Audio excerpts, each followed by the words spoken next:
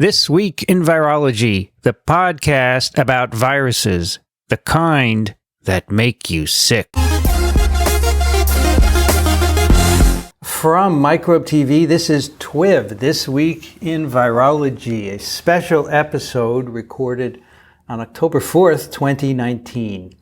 I'm Vincent Racaniello, and you are listening to the podcast all about viruses. We're back in Galveston today. We're at the University of Texas Medical Branch. And the last time we were here, we recorded an episode with some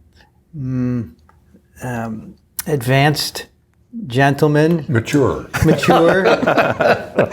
Who have had careers hunting viruses. And today we're bringing the average age down a bit to show that you don't need to be over 80 to do arbovirology. And joining me here, Rich Condit.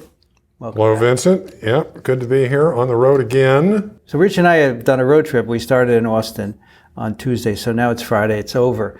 And I could do this every week or every other week. It's so much fun to travel to places and we got to do virology. this. How's the weather? It's 85, 84 degrees, sunny, nice day. A little humid, not bad. So we're in the Galveston National Laboratory. We're in a conference room. But here in this building are the high containment labs that we talked about yesterday, or the last episode here. And we have gathered 4 members of the department, and we're going to talk about their work. And joining me, he is our host. He arranged all of this and made it possible, and has really given us a great tour of UTMB. Dennis Bente. Welcome to TWiV. And thanks. I mean, I can thank you 100 times because it's been so cool what we have seen here today. Appreciate it. And yesterday. Really appreciate it. Good. You've been a great host. Thank you so much. Don't come to New York because I can't accommodate as much as you did. It's less interesting. Of course, if you do come to New York, yes, you should come and visit. At least you can see the wall of polio. Right. Sitting next to Dennis, so Dennis, you're in microbiology, right? What's the official name? Micro and immunology? Yes, Department of Microbiology and Immunology. Mm-hmm. So next to him is the chair of the department, Scott Weaver. Welcome to TWiV. Welcome to you, to Galveston. Thank you. I've known you for many years. That's right, through ASV. ASV mainly on council years ago. Right. And of course your work as well. I didn't realize you were chair. Condolences. Yeah.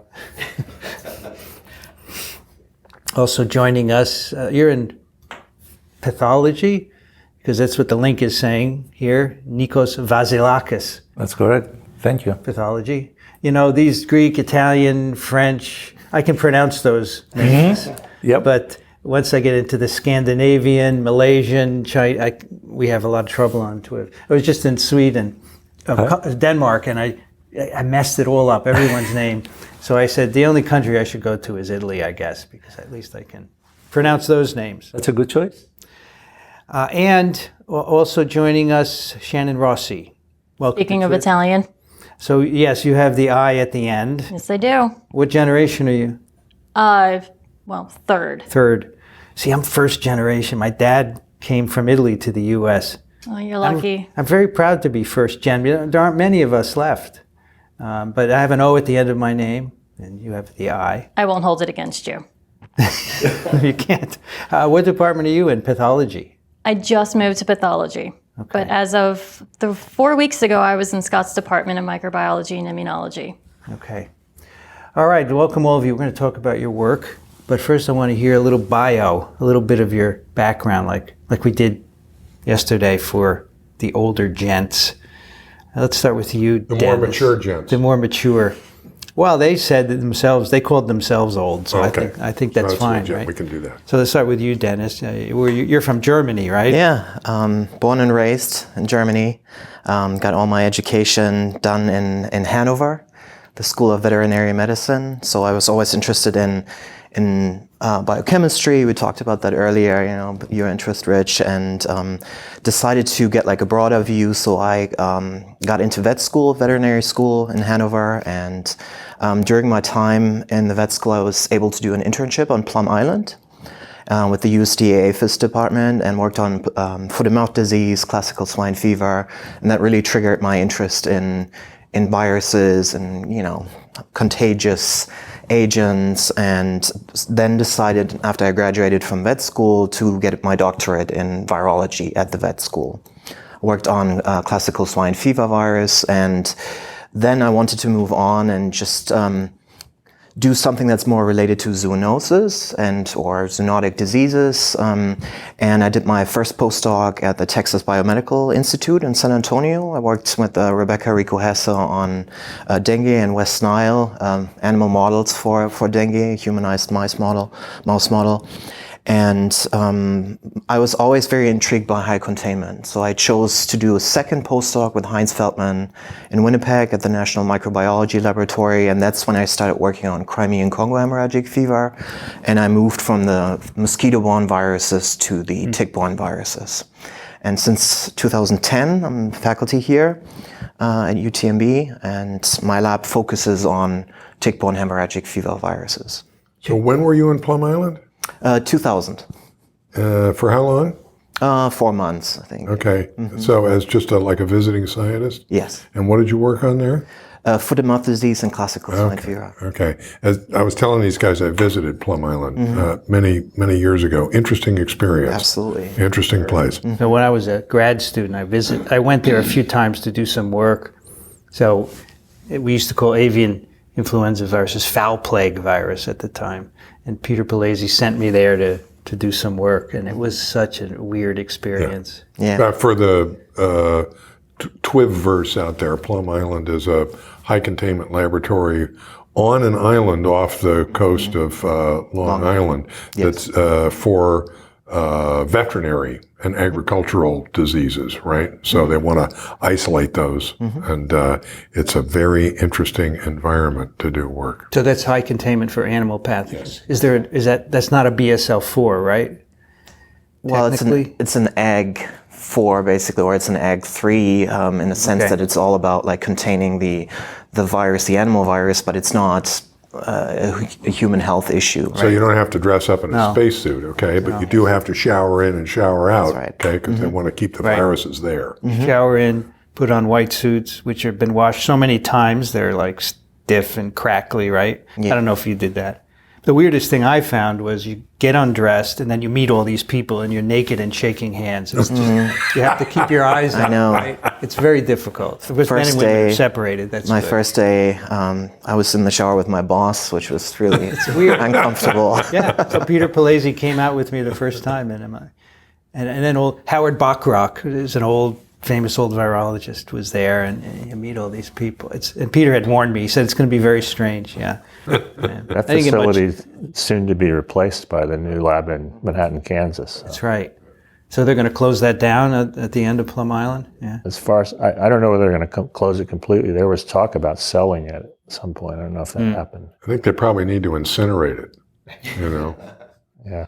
So I remember them telling me that the appeal is that it's on an island and it's therefore isolated. But in fact, deer can swim across the gut. It's called plum gut. And they have been seen up to their neck swimming across. Animals can swim. Elephants can swim 30 miles. They can do things that we think they can't do. Scott, what's your history? So I grew up in suburban Maryland outside of Washington, D.C. I got started in science when I found a summer job during college doing mosquito surveillance in Maryland and got interested in mosquitoes, finished college, went to graduate school in entomology at Cornell in 1979. And then was connected by my mentor to an arbovirus person in New York at Cornell Medical who worked on Venezuelan equine encephalitis. They had a field project together. And I was sort of tasked with starting to do mosquito vector competence work in the city. And kind of make a long story short, my virology mentor passed away when I was a student. So I finished my master's, took a little detour, worked in New York for a few years, was getting very interested in virus evolution. So I went out and got my PhD with John Holland. I finished in 93. I was the last student. He retired a year or two later. And I stayed one more year, and then I applied for a position here. There was a new tropical disease center. I happened to learn that Bob Tesh was also interviewing, which made it more interesting to me. And lo and behold, I came in December '94. He came a few months later, and then had no idea Bob Shope would come until you heard about the deal they struck up yesterday to move the reference center here. And then, the program just kept growing and improving over the years and to what it is today. So of all the people we've spoken with, okay, you've been here the longest. I have, that's right. Even guys who are a little older than me, although I do have a gray beard that I think can compete with theirs. I'm amazed I never crossed paths with you in New York, Cornell. So I was at Cornell from much earlier, 70 to 74 as an undergrad, so that wouldn't have, but in New York City. When were you in New York City? So I was there in 80 for 1 year, and then I came back in 83 and worked there for 3 years. Where were you working? At Lenox Hill Hospital. I was doing electron microscopy in the pathology department there. Is that in the Bronx? That's in the Upper East Side. It's maybe 10 blocks from Cornell. That's the fancy, Used wealthy to be the people celebrity hospital. kind of hospital. Yes. I don't know if It's a good hospital, actually. Yeah. I know Lenox Hill. So I was there from 82 on, but I never went to Lenox Hill, so I wouldn't have known you. When I was at Cornell, there was there wasn't even a virology course. Yeah. Which I was interested in, but so I ended up graduating and didn't know anything about viruses. So that's interesting. Nikos, were you born in Greece? No, actually I was not. I was born in Germany, where I was raised there for a few years, and my parents shipped me to Greece because I couldn't speak a word of Greek. So I did my high school in Greece, and in the last years of high school, I saw in 1980 Animal House, and I'm like, that's the place that I want to go for my studies.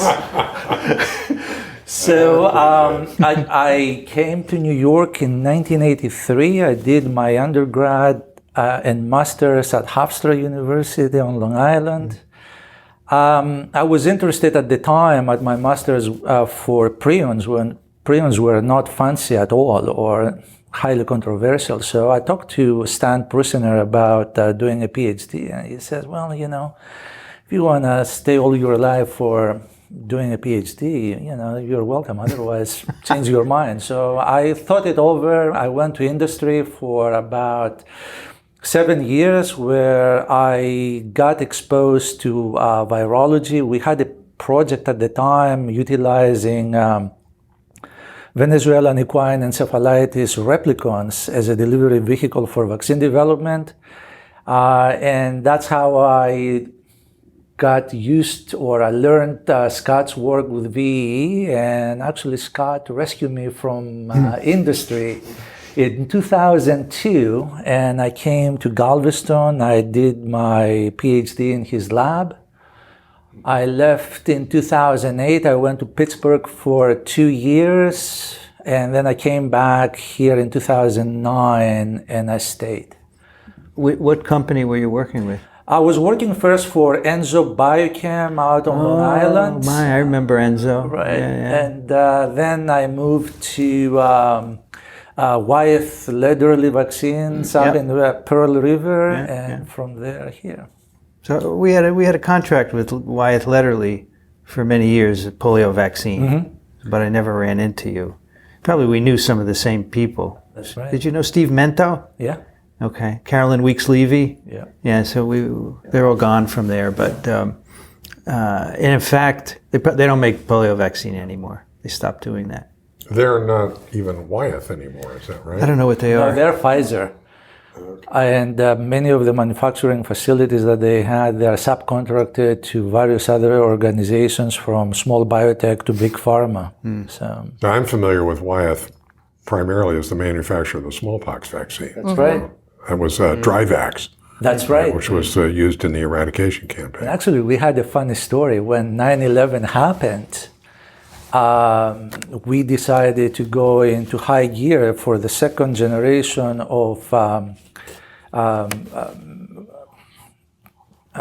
smallpox vaccines. So Jerry Kovacs, who you know, he was my supervisor at the time. So we kicked everybody out of the lab and we started working on the tissue culture adapted. So we had exactly the same phenotypes as stone moneth with acambis.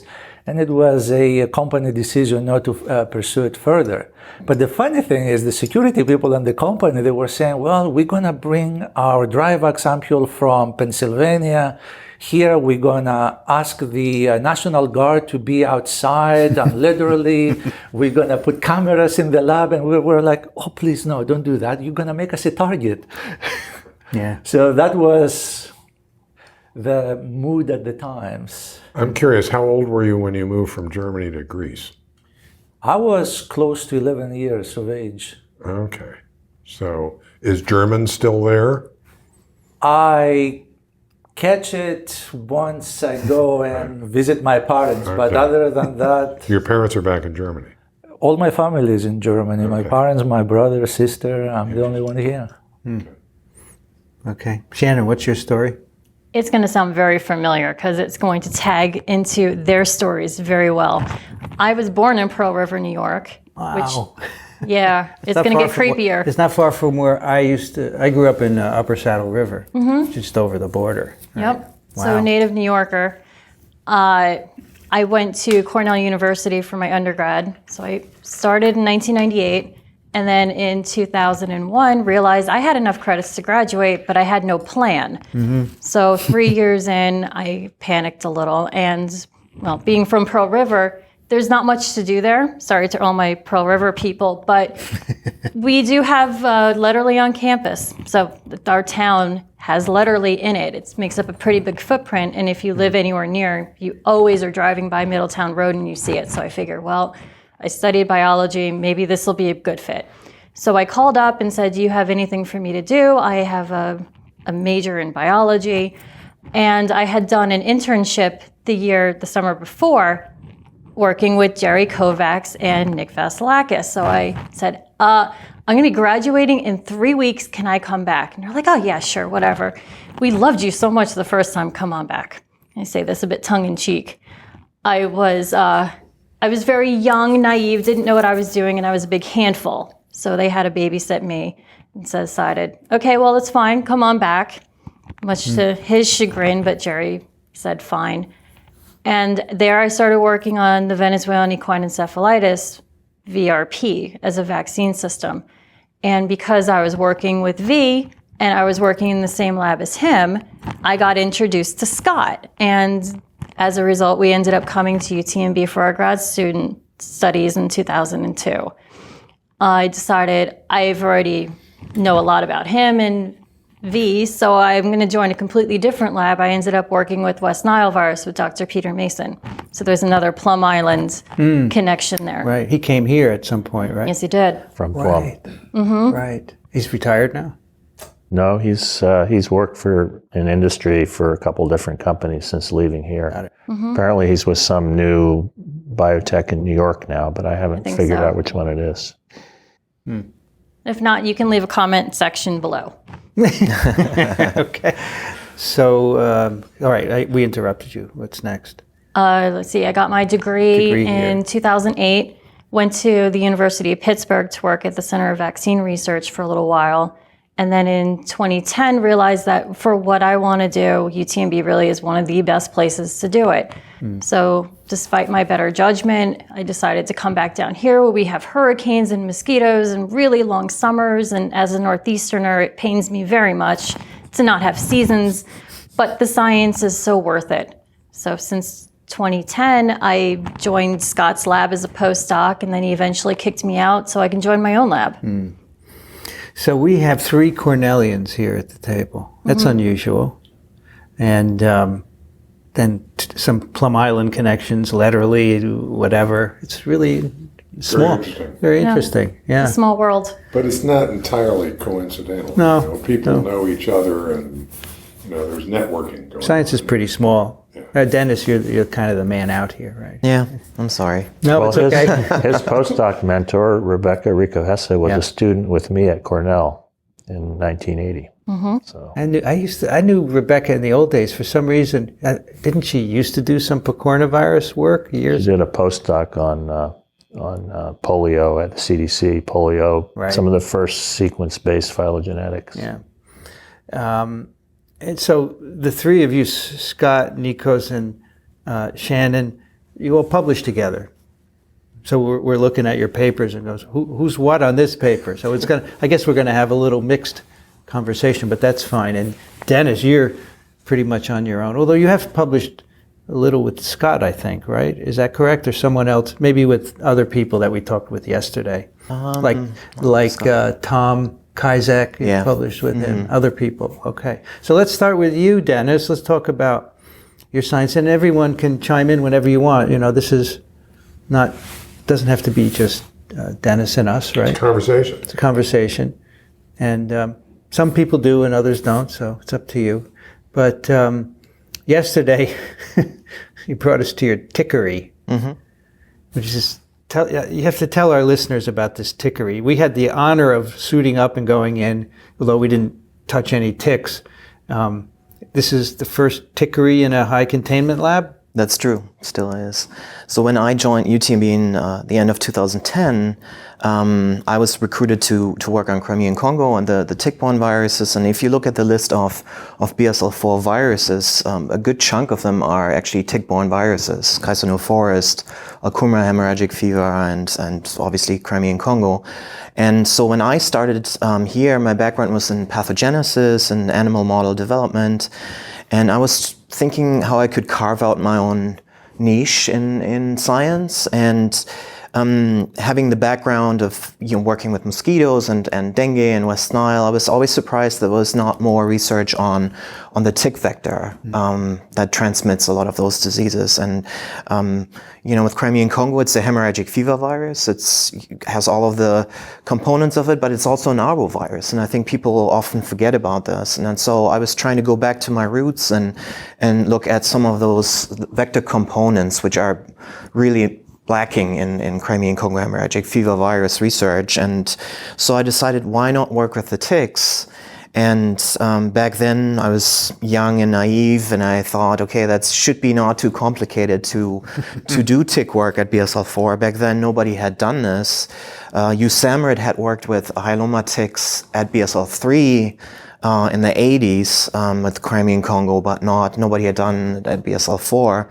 So I decided, well, let's try and let's see if we can get this approved. And in the end, it took almost 2 years to get this approved through CDC and now a biosafety committee and so on. And we got the ticks from Turkey. Those Hyaloma ticks are not found in North America or in South America, for that matter. And so we got them here. We raised the colonies in the BSL-2. And then we provide the colonies are then used for BSL-4 transmission studies. Okay. So for the audience, again, you raise your own ticks here, right? And yes. So what is that, briefly, what does that involve? I think it involves feeding of the ticks on animals. So compared to the mosquito work, you can use artificial feeding for mosquitoes. That doesn't work very well with ticks. There's some membrane feeding, but it doesn't really work for the tick species that we work with. So we depend on the animal host, and we have to put the ticks on the animals and let them take a blood meal. They have to take a blood meal in order to mold to the next life stage. And so we do have to have animal models here, or animals to maintain the colonies. The animals, which animals? What do you use? Mostly rabbits. Okay. Some of the tick species, we have a range of, we have 7 different species here right now. They prefer larger animals, so a mouse would be not an ideal host for some of them, at least for some of the life stages, and that's why we work with rabbits. So as I understood from our conversation yesterday, it's like 1 blood meal for life stage, correct? That is correct. And how many life stages are we talking about? 3. So the larvae hatch from the eggs. The larvae take a blood meal. They mold to the nymphal stage. The nymphs take a blood meal, and then they become adults. And then the adults take the 3rd blood meal and lay eggs. And that whole how long are we talking about for those 3 stages together? So if in nature and for hyaloma ticks that we work with, it's probably around 2 years to complete the full cycle. In our tickery or in our insectary, it's probably around like 8 to 12 months to complete the cycle. So, I mean, mosquitoes people have, am I correct, have reared and used mosquitoes at high containment level, BSL-4, for some period of time, right? Well, I mean, there are no mosquito-borne BSL-4 viruses, so I don't think that people have There have been experiments done at earlier stages of Ebola to see whether it could be transmitted by mosquitoes, and when it couldn't, that was the end of it. So what were there special challenges in, I mean, you knew how to rear the ticks and et cetera. What were the special challenges in getting us into BSL-4? I think the misperception is always that ticks can fly or they can jump, and so I think people always compare ticks to mosquitoes, and that's the benefit. Ticks can only crawl. At the same time, they are really escape artists, and they feed for a long period of time. So you have to keep them on animals for maybe like up to 10 days, and you have to secure the tick. You can't just have the tick crawling around in the cage. So we have multiple layers, and since nobody really had done this before, and it was new for CDC as well, I think going through the motions and getting it approved was. So the biggest challenge is keeping track of them.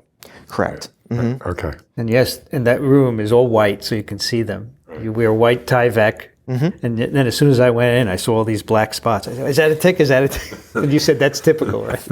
Yes. When you start off, that's what happens. Yes. And keeping track of them is, from our experience yesterday, is no small challenge. The females lay 15,000 eggs. To 15,000 eggs. Yeah. It's amazing, and you have to separate those. And as you said, you lose some at each stage, but still, it's a lot of eggs. Yeah, and then keep in mind when we work with select agents, Crimean-Congo, and we infect the ticks, we also have the select agent regulations and requirements, so everything has to be tracked, cradle to grave, and that means, even if you dissect a tick, you have to trace and track everything that you do. So when you infect the ticks, you bring them into the BSL-4, is that correct? How do you infect them? So with, in arbovirology, you obviously have different ways of infecting. We, as an arbovirologist, you always prefer the most or the closest to nature. So feeding on animals is probably the best thing that we can do. Theoretically, we could inject them intrasolemically, for example, but that doesn't really mimic exactly what's going on in nature. And plus, they need the blood meal to mold to the next stage. So that's why we typically feed them on animals, on mice or on rabbits. All right, so you would infect the animal and then put the ticks on the infected animal. And you'd have to figure out ahead of time how much virus to infect the animal, how long to wait before you put the ticks on. Yes, a lot of model characterization, yes. So I want to put this in context. Crimean-Congo hemorrhagic virus. What kind of a virus is that? It's a Bunya virus. Okay, so describe to me the genome. I'm not, and the virion. So it's an envelope virus, segmented, 3-segmented genome, and Crimean-Congo compared to some of the other Bunya viruses is a little bit of a unique virus in the sense that the polymerase, for example, is very large. It's 100% larger than some of the other Bunya viruses. So a lot of extra domains encoded on the polymerase. The glycoproteins have encoded on the medium segment, have a fairly complex processing in the cell.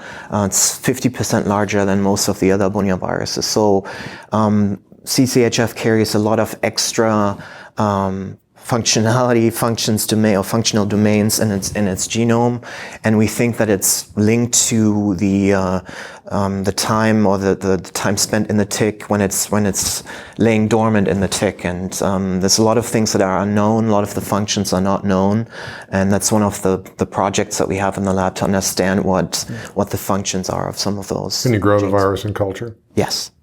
And what's the distribution of the disease globally? It's the most widespread arbovirus after dengue virus. It's found in, I think, over 47 countries. It's found in all of the old world, in Asia, in Africa, in the Mediterranean basin, just not in the New World. Is it tropical? It's typically tropical. It's south of the 50th latitude, so it's typically associated with thermophilic ticks that transmit the virus, and that's why it's found more in those warmer regions. And what's the disease burden in humans? How many cases are we talking about globally in a year? Yeah, that's a good question. I think that a lot of the tick-borne viruses have very similar traits in a sense. A lot of the tick-borne viruses are very focal. They typically cause sporadic disease in humans, so they don't cause these massive epidemics that we maybe see with mosquito-borne viruses.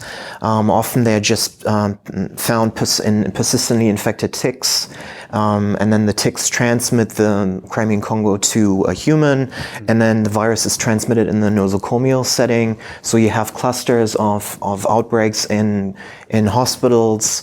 But usually you see just a few cases, then the proper PPE is applied, they take the proper barrier measures, and then the outbreak stops. So probably coming back to your question, I think the biggest outbreak we see in countries in Turkey, in Iran, maybe southern Russia, Pakistan also has a few cases.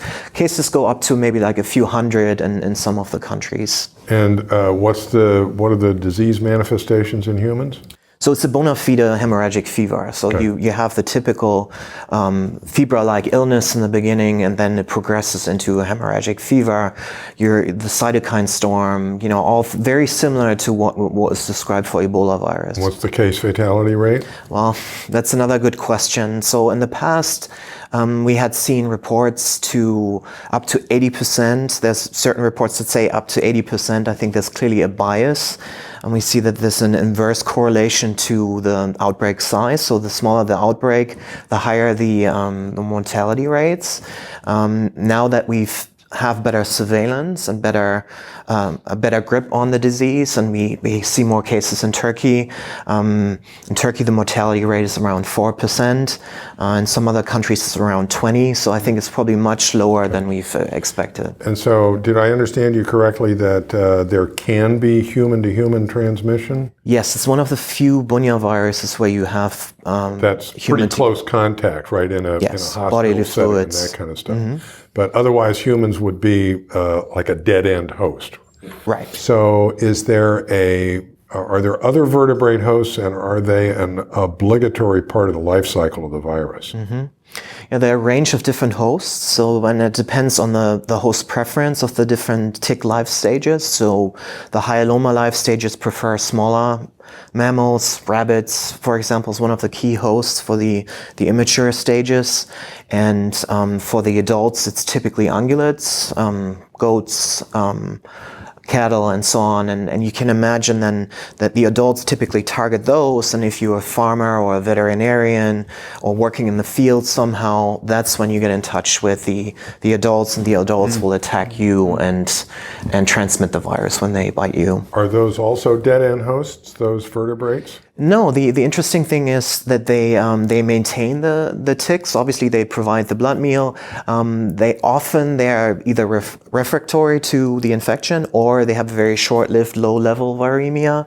So there might be some amplification, at least a low grade of amplification through the larger hosts, but it's still not very well understood what the role is in terms of transmission to ticks, but they show no overt signs of disease. So none of the hosts will show any disease. The virus can be maintained in the ticks independently of a vertebrate host, right? That is right. And it's yes. transmitted vertically from generation to generation. Yes. So, but this always fascinates me, and maybe we'll come back to this later. So this is a virus that can replicate in both. Well, it's not an insect, right? Ticks are not officially insects. They are what? Arthropods or? Well, I mean, that's the overarching. Arachnids. Arachnids. Arachnids. So they're related to spiders and scorpions. Nevertheless, those cells are a lot different than vertebrate cells. And this virus can replicate productively in both. Right? Yeah, And reproduce in both, right, Vincent? They can reproduce in both, yeah. Yeah, and if you think Good trick. that the virus can be transmitted transstadially and also transovarrially to the next generation. What's transstadially? So this is from one life stage to the next. Okay. So if a larva, for example, is infected, takes a blood meal, molds to the next life stage, becomes a nymph. Right. That's called transstadial transmission. But they can also give it to the next generation, transovarrially. And that's probably a very important mechanism in maintaining or perpetuating the virus in nature. And so if you think about it, the virus can persist in those ticks for probably years, from generation to generation, and we just don't understand what's happening to the virus. CCHF has a very large genetic diversity, probably has the largest genetic diversity of all of the arboviruses. And the question is, where is this coming from? Is this something that maybe the tick induces? And actually one of our studies addressed this, looking at the virus evolution in ticks, looking at what's happening to the virus while it persists in the tick. I was going to ask you, do you plan to do tick to tick in the BSL-4 for long periods of time? That's the plan, yeah. And you can do that. You're allowed to do that sort of thing. Yeah. So the mosquito-borne viruses, and I'm sure that Scott and Nikos and Shannan will talk about this, is this trade-off hypothesis. So when an arbovirus goes from an arthropod environment to a mammalian environment and back and forth, it will try to adjust its fitness, but just enough to be still competitive enough to go back to the other host. So it's just a little bit of adaptation, but not enough to just stay in one host. And of course, there are insect-specific viruses, right? Are there tick-specific viruses? Who knows, right? Who knows? Yeah, that's a good question. It would be interesting. As you said, there are a lot of questions, but it's hard to do them. And the studies take a very long time. They're very time intensive because of the animal work, maintaining the ticks, feeding the ticks, and then obviously in high containment, everything takes twice as long. Not always easy to get money to do every experiment you'd like to do, right? Yes, and if you think about the funding structure that we use at universities with our R21s, for example, some of those studies take a long time, right? It takes us a year to go through one life cycle, and so it just takes a long time to do. R21 is just like a 2-year grant, right? So So, but understanding all of this, the ecology from the animals down to the molecular level, is critical to understanding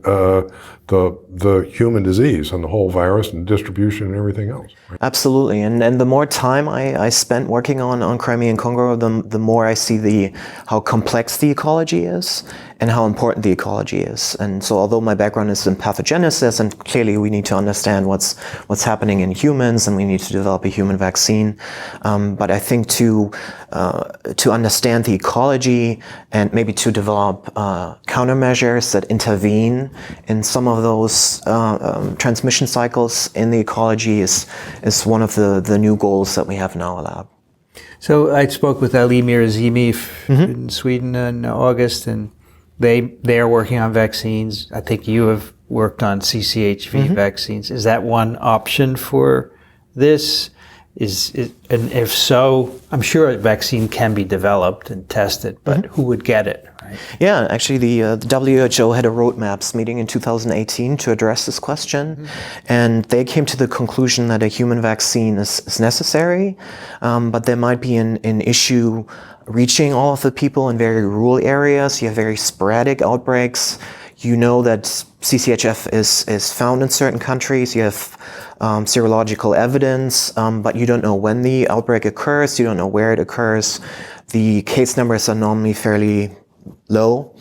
And so one of the things that was decided is also to look at other options to stop the virus. And we've actually ventured off to look more at a One Health approach where we try to stop the transmission in nature. So we're trying to develop an anti-tick vaccine and an anti-CCHF vaccine that's delivered to the natural hosts and tries to collapse this transmission cycle in nature. So I'm trying to get my head around an anti-tick vaccine. How does that work? Well, when the ticks feed for a long period of time compared to mosquitoes, and you can exploit that, they have a lot of different genes to suppress the immune response and to bypass the immune response. And so you can, with the anti-tick vaccine, you can trigger an immune response to the tick. So you can try to target the tick while it's feeding with exposed antigens that the tick will secrete into the animal host, or you can try to reduce the fitness of the tick by targeting concealed antigens inside the tick. So when the tick is feeding, it will take up antibodies, and the antibodies will destroy the tick from the inside. Interesting. So that wouldn't necessarily, if a tick is feeding and the tick is infected, that's the host at that point is not necessarily protected by the vaccine, but it trashes the tick, so it interrupts the transmission on a population level. Correct. That's why we take a two-pronged approach. We're trying to stop the transmission with an anti-CCHF vaccine to prevent what you talked about, the transmission to the tick or from the tick to the animal host, and an anti-tick vaccine to reduce the total number of ticks in the environment. Wow. So by the time listeners are hearing this episode, you will have heard our Prometheus TWiV. That's a consortium where one of the goals is to make therapeutic monoclonals against CCHV, which would be another option, right? Absolutely. For treating people instead of vaccinating everyone. Sure. Depending on the window. Can you diagnose this pretty rapidly? Yeah, with PCR, within a few days after disease onset, and absolutely, there's different options. Ribavirin has been suggested to treat patients. There's some conflicting data or two different schools of thought if it's effective or not. And we're also working on antivirals that we can use to stop the human disease. Remember yesterday we were outside and Jim Leduc talked about doing a ribavirin trial. Yes, right. The 60s? Yeah. In Korea, right? Hantavirus. Right. And he said And it worked. It worked. It worked. That's cool. All right. Can we move on? No. You got the last line here. The turtle. Oh, do you want to talk about turtles and ticks? I didn't know if you wanted to because it's not published. Sure. Yes. We're trying to do more field work to understand the ecology of the disease. So we have a long-standing collaboration with scientists in Turkey. And so we visit our collaborators and we do field work. And as part of the field work, we noticed that there's a different hyaloma species in which genome of CCHF was detected. So this is a tick that's called Hyaloma aegyptium that typically feeds on tortoises, but it also is found on humans. And at first, we thought this was just an artifact, this was just something random. And the more we looked into it and tried to understand if this could be a cryptic transmission cycle, so obviously not the primary transmission cycle that is relevant for the transmission to humans, but maybe a cryptic life cycle that feeds into the maintenance of the virus in nature. And so we looked at a lot of different ticks and tortoise blood from the field, and we were able to detect the virus in a good amount of the tortoises and also the ticks.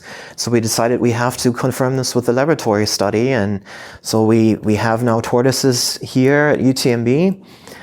We have the tortoise ticks here, and we have CDC approval to work with tortoises in the BSL-4 and to understand some of those cryptic life cycles. What kind of tortoise? We saw it yesterday. What kind of tortoise is it? It's a Greek tortoise. A Greek tortoise. Yes.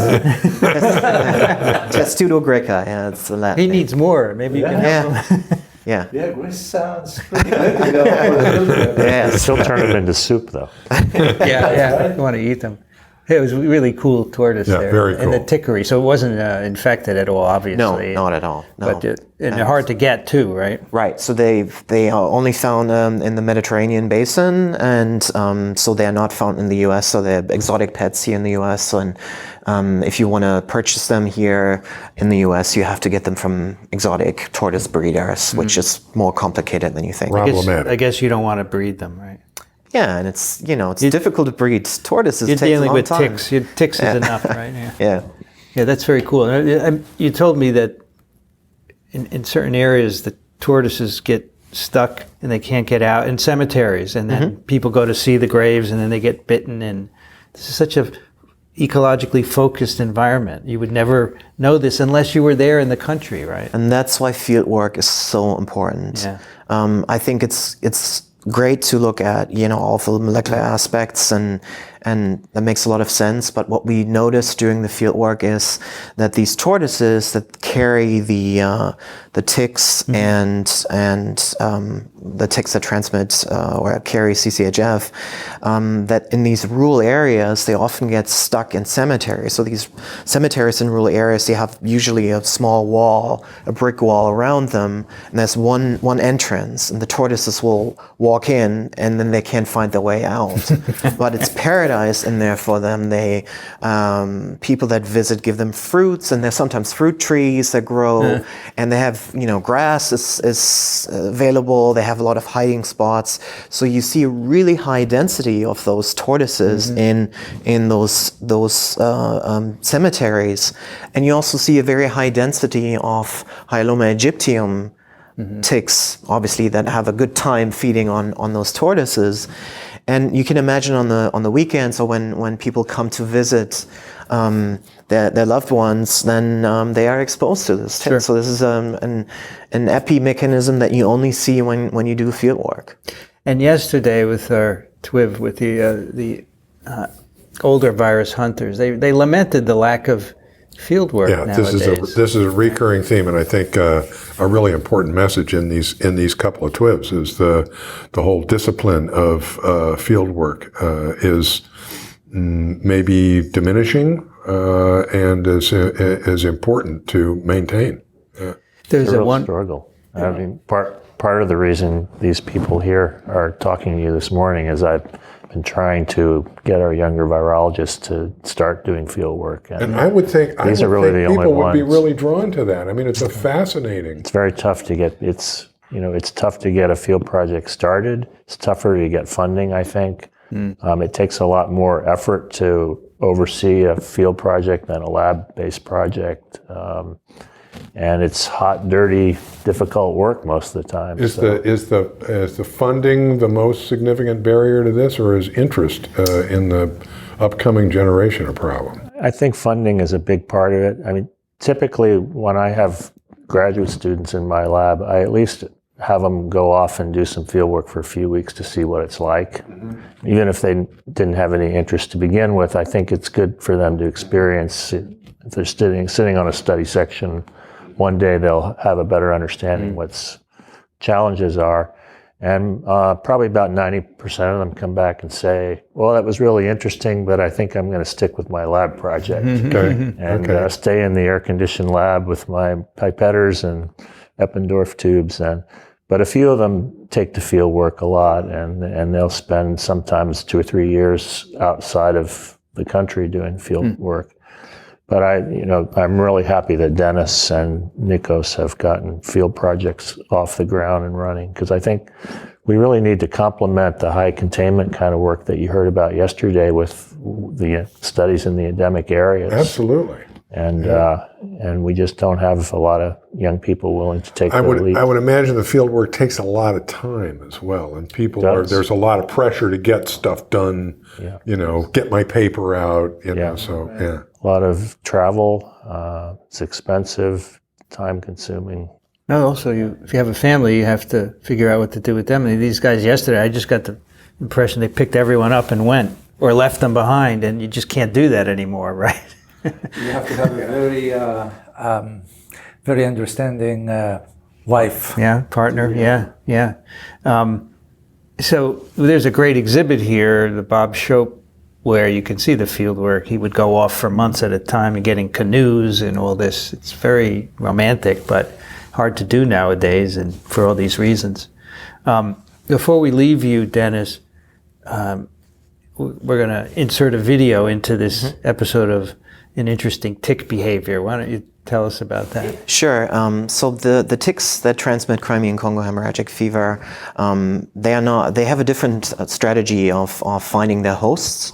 So I'm sure everybody's familiar with the questing ticks that you find in Europe or in North America. They latch onto you. They're just waiting on a blade of grass, and you walk by, and they kind of like rush onto you or your dog. And I think you called those ambush ticks. Is that right? That strategy is called ambush strategy, and the hyaloma ticks usually have what we call them hunting ticks. So they have very long legs. They're very fast. They just hide out in crevices in the soil. Once they sense vibration, and they will come out, and they will just chase you down like a heat-seeking missile. So you have a cool video of that. Yeah. Just chasing. And you can see your shoes in the video chasing. It's not my shoes. I was not brave enough to be part of this. This is one of our Turkish collaborators, Siri Kar.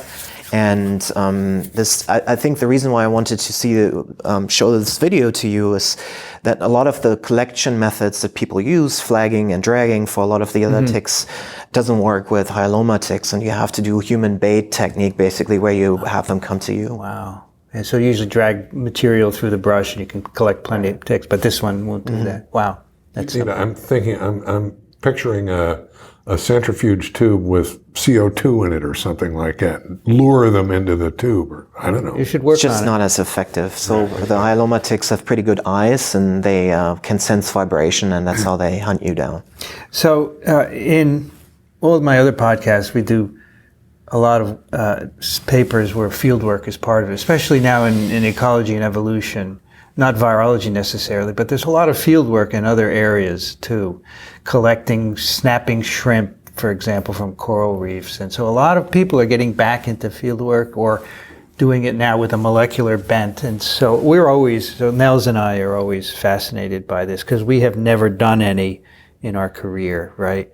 And I think if I were to start over again, I would definitely have a big field component, because I think it's just for the reasons we've just talked about. It's so interesting and important.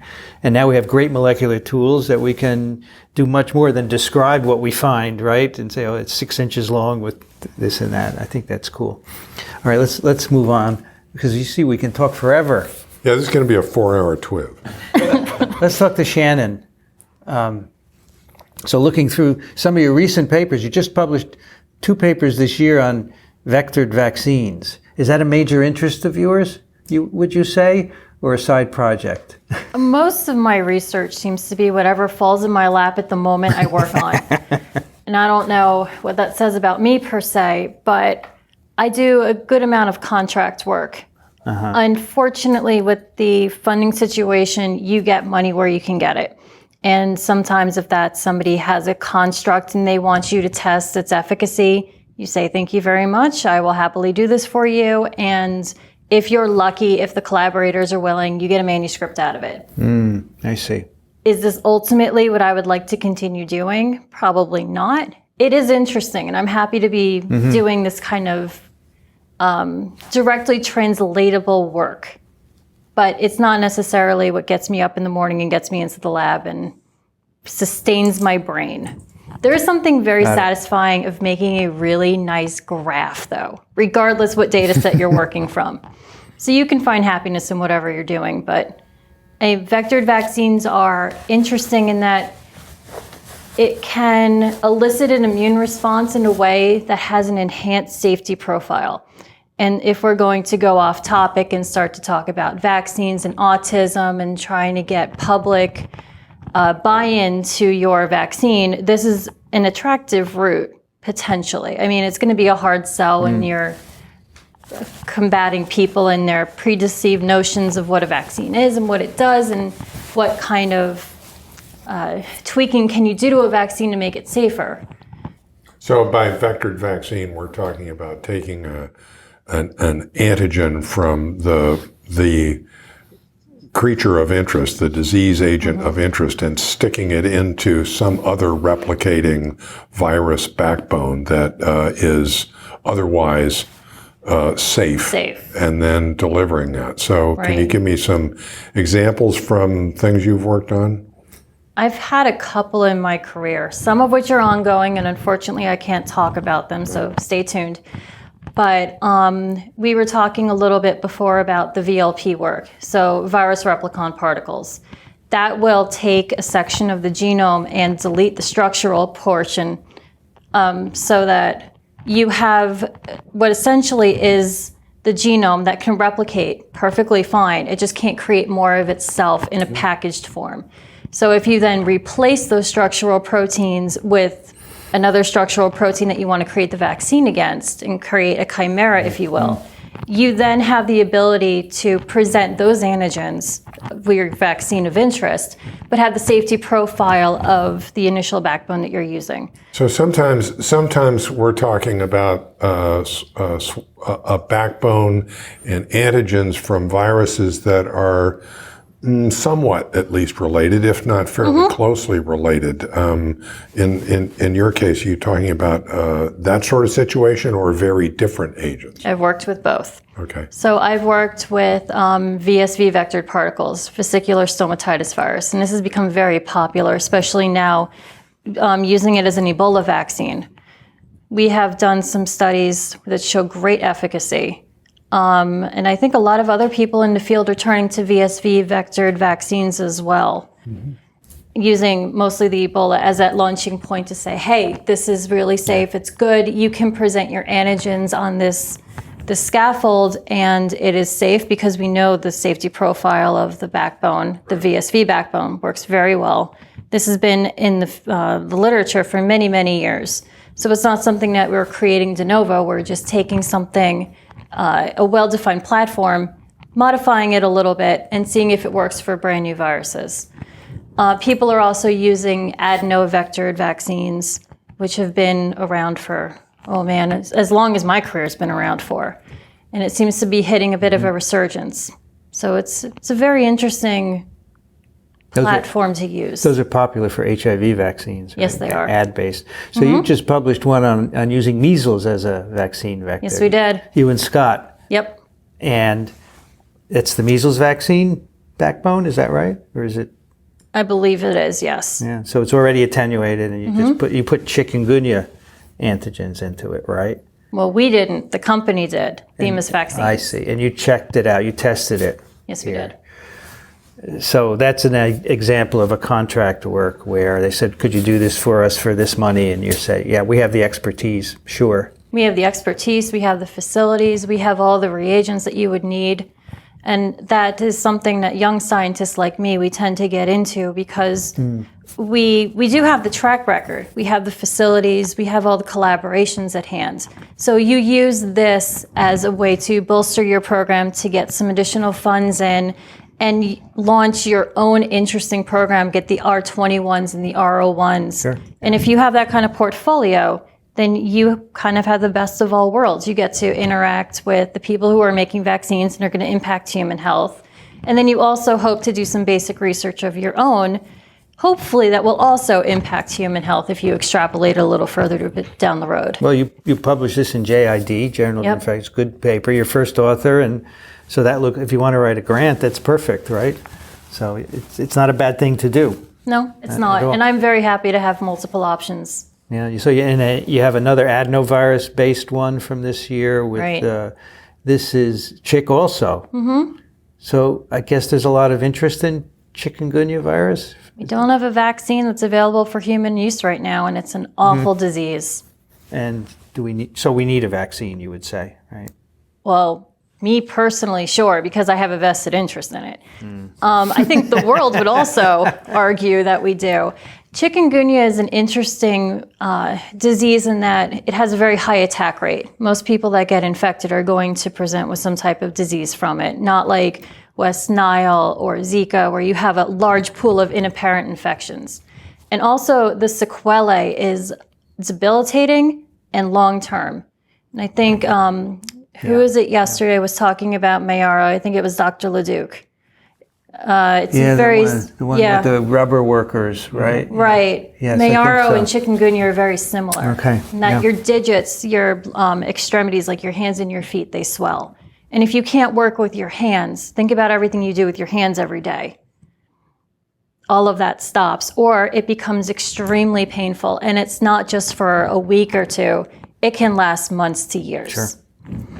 So there's a medical need, clearly. Do you have any sense for how far we are or how close we are to a chick vaccine? There are a lot of individuals, companies, institutions that are pushing forward for vaccines, and there's a variety of different platforms that you're using. Anywhere from taking a chimeric approach, a VLP approach. Yeah. There's, I think, phase 2B trials going on now. There are two vaccines that are They're pushed through pretty far. initial phase 2. The big challenge now is figuring out the path to licensure, because nobody really knows how much chikungunya exposure there is anywhere in the world. You Right. can't plan a clinical trial. You can't anticipate the cost. And so there's actually a conference coming up in November at the FDA to discuss what are the real correlates of human protection? What can we do with the animal rule? What can we not do with the animal rule? And hopefully that meeting will conclude with some kind of path forward to get these vaccines licensed without doing a typical efficacy trial. Interesting. Clinical trial. Interesting. As you may know, they're doing that with some new poliovirus vaccines because we need them for the post-eradication, non-revertible, and you can't do an efficacy trial because there are less than 100 cases a year globally. So we now are realizing that we have to have some other approaches, and FDA is too, so that's good. But what strikes me is that there's so many different vaccines in the pipeline, and the dengue story shows you that it's good to have more than one because you shouldn't depend on just one, right? And I heard someone talk about the dengue pipeline. I was amazed. There's quite a few other vaccines out there besides Denvaxia. Then there's the NIH TV something. But there are others too, of all kinds. So this is good because it shows the technology is robust and vibrant, right? And you can do a lot of it. It's not like the days of Albert Sabin where you just passage virus in animals until you... Eventually you got a vaccine out of it. Or Max Tyler, actually, right? Passing yellow fever 170 something. 176 times, if I remember correctly. And then a few more times till you go to 204, which is... It's amazing. 17. It's amazing. Yeah. So he got the only Nobel Prize for a vaccine. Yes, he did. And I talked to some people in Sweden about that, and they said they thought it was brilliant to pass it in suckling mice because no one had thought of that before. Because nowadays we would say, what? What's the big deal about that, right? But anyway, so if you, what is it that you really want to do, though? Because I can't tell from your publications. That's because I haven't published it yet. Oh, you don't want to tell us about it then? I will hint on it. So Okay. I am extremely interested in how arboviruses cause long-term infections, mostly within the cell. You think of an arboviral infection, let's just say Zika, for example. The cell gets infected, the host gets infected, you have a short-term disease, and then it's over. You get over it, you feel fine, you go about your daily life. But what happens in some circumstances where that disease does not stop? It's a long-term infection.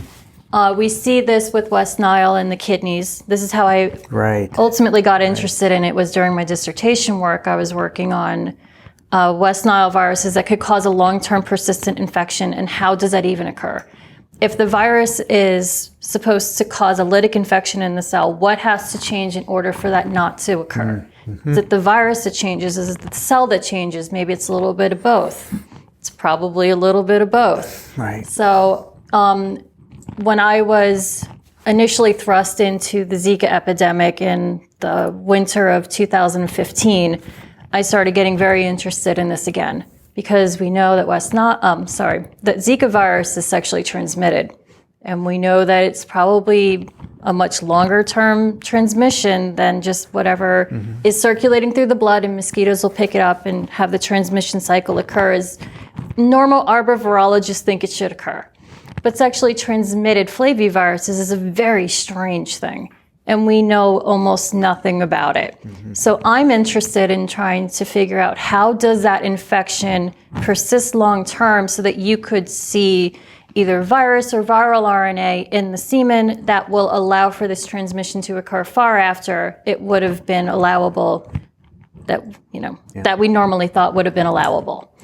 So Interesting. This reminds me of our conversation with Chris Sullivan just the other day, where he said one of the most interesting and important things a virus can do is nothing. yeah. Right? And It's stick designed around, to do right? something. So what has quote unquote gone wrong for it not to do anything? So you're going to do this, I assume, in cells and culture as well as animals, right? That's what we're currently doing, right? We have some very interesting results. So tell me, so Zika sexually transmissible, is dengue sexually transmissible? Oh my God. If it was to any degree, we would have seen it by now. Okay. How about West Nile?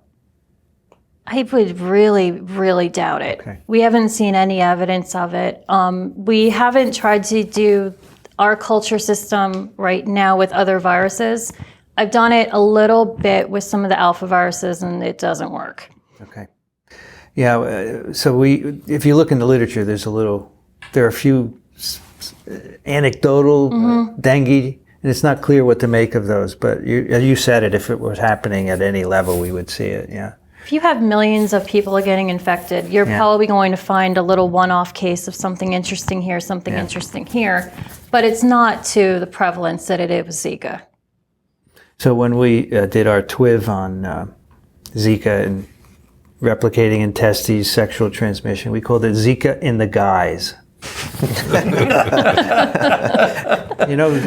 What is the name of that Beatles song? Lucy in the Sky. Lucy in the Sky. Oh, and then I interviewed Michael Diamond, and we called it Lucy in the Sky. Zika in the guise with Diamond. Right. Isn't that brilliant? All right, I'm sorry. Okay, so we're going to see in the next few years from your papers to explain how this happens, this persistence, right? I certainly hope so. So that we'll look forward to that on TWiV. Great. Yeah. You'll have to come back to Galveston Okay. or invite us up to New York City. That'd be fun. Yeah, we're there. I should be there for a while longer. I wouldn't mind coming back to get C.J. Peters, Yeah. because he was supposed to be on yesterday. He couldn't make it, but if he's okay in the next year, I told Dennis I'll come back on my own dime just to interview him. You'll hear great stories. Because you will. I really want to interview him. Great story. So I like Galveston. Actually, Galveston is pretty cool. I didn't have any idea what it was like, right? So it's very cool. Thank you again for I inviting want to me. go back to the Mosquito Cafe. Mosquito Cafe was good. They do a good happy hour. Oh, okay. We just I did noticed breakfast. booze on the shelf, and I'm thinking, why is it a breakfast place? So they do dinner as well? Well, I'm not going to judge you. You can judge me. I don't mind. I like to drink. But not in the morning. No, I didn't have, it's only at night. It's mainly a lunch place. It's not as It is. busy for dinner, so it's nice to go there. Well, I liked it. We were sitting there with our laptops working, and it was really, One bite is all it takes. one bite is all it takes. That's true. Let's talk a little bit with Scott. Maybe you should start, just give us an overview of your department, your chair. You told me last night you have 33 faculty, which is pretty big. Yeah, it is a big department. Our biggest strength is virology. I mean, the size of the virology group is the largest. You heard a little bit about some of the breadth. A lot of it's high containment people working on filoviruses, bunyaviruses, henipaviruses, and others like that. A lot of translational work in that group. A lot of testing of products, like Shannan mentioned, for the Themis chikungunya vaccine. A lot of the filovirus products have been tested here at one stage or another, preclinical development. Also, some phase 1 clinical trials. The Ebola happened here. We also have other really good scientists in the department who work on bacterial diseases. They tend to skew a little bit towards the high containment, biothreat agents, but not all of it is high containment. You met last night over the beer with Yingzi Kong, who's really one of the leaders in microbiome immunology interactions, not really related to infectious disease at all, but certainly important for many infectious diseases. Yeah. And then we have a small but very good group of parasitologists. We have people working in leishmaniasis, Chagas disease, malaria, and some of those people have some overseas work in endemic countries like Kenya and Mexico. So it's a big, pretty diverse department, but virology is the 800-pound gorilla around You here. have because of the immunologists as well? Yeah, we have, I'd say all of our immunologists, probably except Yingzi, work on some infectious disease, immune aspects of pathogenesis, protection, things like that. So, for example, we have an immunologist, Tina Wong, who focuses mostly on flaviviruses, and she's working on chikungunya with us now. So she's very much focusing on arboviral diseases, but we have others.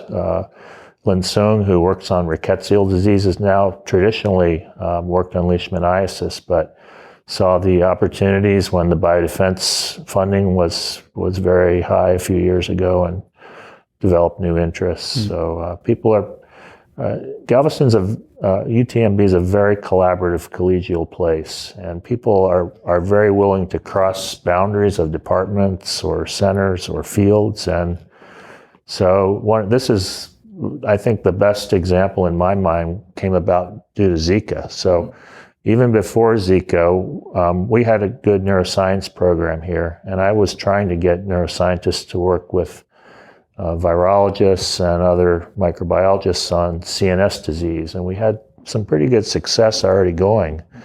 So we had some good connections when Zika came along that we were able to jump on very quickly because we had neuroscientists who were working with other viral pathogens, cerebral malaria, other things. So I don't like to think of just the department's portfolio because we build a lot of bridges to other areas on campus. And we can do that well at UTMB, I think partly because we just don't have a whole lot of huge egos here who are siloed kind of scientists. We have people who come here for the atmosphere, I think, and things are a little more relaxed in the South than they are in other parts of the country. They're nodding. You agree with him. Oh, yeah. He's not just saying all this, right? Actually, he is the cause that we are here. Yeah. So you were here for a long period of time before the high containment lab was built. Yeah. I'm interested in whether you were in on the planning, and I'm also interested in how the building of that lab affected you and your research. So do you want to start with the Shope Lab or just the GNL? Or so the Shope take Lab, it away. The Shope Lab, the discussions about that started maybe 3 or 4 years after I came here in the late 90s. At that time, I came here recruited by David Walker, who was chair of pathology for 28 years until 5 years ago. And 6 Center for Tropical Disease positions, Bob Tesh and I were 2 of those 6. And I think a lot of it was because Bob had a postdoc working in Atlanta on the Guanarito project. You heard about the discovery of Guanarito yesterday. And there were a few other people who had projects that had to be done at CDC or maybe Fort Detrick. And I think it was really Dave Walker who had a lot of the initial discussions with our president about, there's nowhere in the country where there's a focus on basic research with high containment. Why don't we think about doing that here? And the president at that time was sold on the idea, and he went to the Seeley Smith Foundation, which is a really big endowment we have here on Galveston Island for health-related things. So a lot of that money comes to our campus. And so they were convinced to pay for the Shope Lab, which is a $17 million, about 1,200 square feet, I think. That's quite a donation. In the late 90s. And the interesting part of it was that, so I had never worked at BSL-4 at that time, but most of the other people here hadn't either personally. So I was asked to help with the town hall meetings that were scheduled in the library and other places in Galveston. And it was interesting. We would show up and anybody could come and ask anything they wanted. And most of the questions were out of this movie Outbreak that had recently come out The one I remember the best was, what will happen when the viruses escape? Will they bomb the causeway? This was a serious question by somebody who'd seen that movie. But I think the big reason that things have gone well here is that there were a few people who you couldn't explain things well enough that they left feeling confident in our ability to do this, but they never organized. And in this part of Texas, there are a lot of much bigger risks. If you drive up 45 to Houston, you'll see them on your right, all the petrochemical plants in the region. They have accidents periodically. So I think it's easier to get some risk accepted around here. And so we built the Shope Lab. It's been running for 15 years. And you heard a little bit yesterday, I think, we think that was one of the main reasons we competed in the 12 institutional application pool for getting the contract here. And one of the reasons that our facility opened, aside from a few months delay due to the hurricane, opened on schedule, and it gradually filled up with high containment work to the point now where we're really pretty much fully booked, I think, for animal work, especially in between the Shope Lab, the older one, and the GNL. So we learned a good lesson from the Winnipeg lab where Dennis was, that they had formed a community liaison committee there when they opened their lab. And we did the same thing, and that's been extremely helpful here. Every 2 months, this room is full of community leaders, and a few of us scientists, we tell them everything that goes wrong around here. We put it on our website too, a lot of transparency, and the community is extremely supportive of what we do. That's great. Maybe Boston should have learned from you. Well, there was a series of kind of coincidental things that went wrong there at the very beginning that really set them back badly. Plus, it's Boston, not Galveston. That's right. I think another example, Fred Murphy, a very well-known virologist, was here at the end of his career for about 10 years. And Fred came here right after the applications and the selection had taken place for these two labs from UC Davis, where he was dean of the vet school. And he had written an application for a national lab, SPI, but it was never submitted. At Davis. At Davis. I remember this. Davis would be an ideal place for a facility like this. They have a vet school, a medical school, strong entomology, but they didn't submit it because the city council sent a letter to the NIH saying we do not want this facility here. And I think that's the kind of place where you can never overcome these kind of community concerns. Yeah, well, if they start out by saying we don't want you, that's probably a good sign. Go elsewhere. Yeah. Right. So yesterday we heard about the World Reference Center for Emerging Viruses and Arboviruses. Yeah. Tell us a little more, because you're in charge of this. Is that correct? Right. Since Bob Tesh retired, but not really, a couple years ago, I had to write the renewal. It's an R24 grant right now, and we brought in a lot of new staff to run the program. But this is a fantastic resource. If you talk to virologists around the country who work with these kind of viruses, most of them know about us because we provide them with the virus strains and reagents, anti-sera antigens that run their research programs. And so the Reference Center, it's been around since the days of the Rockefeller Foundation. It was, as I think Bob mentioned, it was originally funded by the DoD as well as the NIH. Now it's just the NIH. But now we have over 8,000 different virus strains. We have huge collections of some viruses that you could easily guess, like dengue viruses. We have a huge collection of Eastern equine encephalitis.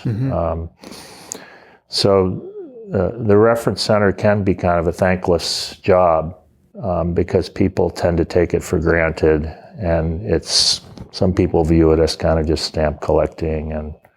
But when a new virus comes along, like West Nile did in 1999, or Zika did in this part of the world a few years ago, often what's present in the reference center helps us to understand what happened and where it came from. And then in the case of Zika, to get research jump-started very quickly, we ship out hundreds of viruses and reagents a year, and our output more or less doubled during the Zika epidemic. I didn't even know about it because I was asking people for Zika, and a lot of people were like, "No, we want to keep this." If I had known about, so I could have written and gotten some viruses from this facility. We send them all over the world as long as you have a qualified facility, and we can sign a simple MTA. No charge.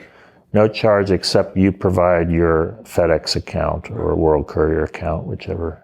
So that maintaining this is not trivial, right? Because when you get something in, so you get a new isolate in, what do you do with it? Yeah. Well, so a good example is right now we're trying to get new Eastern encephalitis isolates because there's going to be, I think, increased interest. And so the first step is find somebody who will send you something, and that can often be the most challenging part of it all because it's mostly state health labs in the case of this virus. Once they detect the virus, they typically are doing PCR now. Right. It's a select agent, and they have to either send it somewhere else if they're not registered, and very few labs are registered, or they have to destroy it very quickly, or they're in violation of the select agent regulations. So they don't really want to deal with it. They'd rather throw it in the autoclave than try to send it to us. So the specimen that they use, it would be typically, in this case, a blood? Many mosquito pools, too, are tested. And they would say, oh, it's triple E positive, we got to get rid of it. Right, exactly. So we've been calling and emailing dozens of people at state health labs where the cases are occurring, just trying to convince them to give us a chance. If you find something, we'll have the paperwork ready for you. We'll handle the shipment. We'll make it as painless as possible. The scientists really need your samples. And so then when things come in, not everything is thoroughly characterized as ideally it would be, but we just don't have the resources to do that. So we have a subset of the collection where we do gold standard deep sequencing to make sure that's what it is and nothing else is mixed in there. Some things we end up, if there's a strong interest here, and then we end up making cDNA clones, and we make those available through the collection. But then typically we inoculate mice, make antisera or mouse acidic fluid, lyophilize multiple vials of that. We'd inoculate mice to make brain antigens, make multiple vials of that, sometimes cell culture-based antigens. All those are lyophilized, stored properly at -20 along with the virus itself. For shipping out. And then we have a number of other functions. We help with outbreak investigations. So each year, there are usually a few of those where often outside the U.S. we'll be contacted, asked for help. Often we'll bring a scientist here to work on samples from the outbreak. We do a lot of training of international scientists. It's one of our specific aims in the grant. And then we do a little bit of research. Nick is one of the faculty investigators, and he's been focusing on insect-specific viruses. So a lot of the research we do is related to virus evolution, taxonomy, vector transmission. We do a little bit of preliminary host range studies with a new virus that's never been characterized before. A little bit of pathogenesis sometimes, but not a lot of basic research. So do you have people in this facility who do this, or is it kind of distributed over labs that are already here? No, there are 5 people who their primary job is keeping the reference center going, making all these reagents, doing some experiments, and then 3 faculty, and we have an electron microscopist who helps us. Sometimes EM is still very useful to characterize a new virus. We do a lot of deep sequencing. We have a very good core lab on campus that provides the informatics expertise to help us with that. This is remarkable. Yeah. I wish there were one for enteroviruses.